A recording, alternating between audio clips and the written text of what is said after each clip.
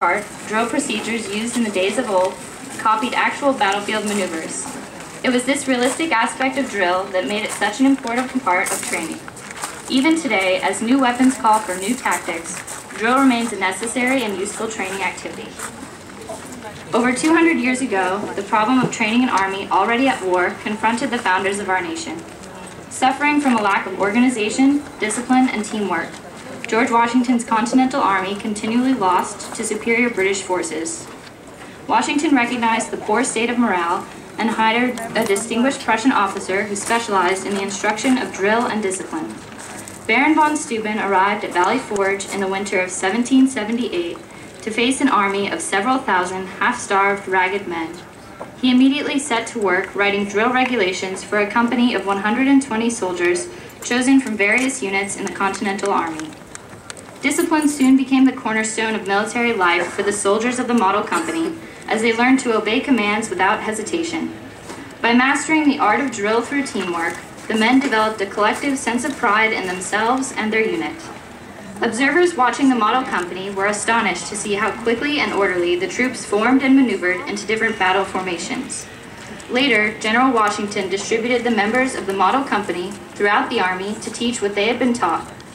Through this simple emphasis on drill, the effectiveness and efficiency of the Continental Army greatly improved. In 1779, to ensure continuity and uniformity, von Steuben wrote the American Army's first field manual, the Regulations for the Order and Discipline of Troops of the United States, commonly referred to as the Blue Book. To this day, cadet regulations are still referred to as the Blue Book. In fact, some of von Steuben's procedures will be demonstrated during the ceremony today. You will see the cadets saluting throughout the ceremony on the command of "Present Arms." Since the earliest of times, men have used some form of salute as a means of greeting one another. In the age of chivalry, horse-mounted knights wore steel armor, which completely covered the face and body. When two friendly knights met, they would each lift their visors with their right hand to expose their faces to each other and use their left hand to hold the horse's reins.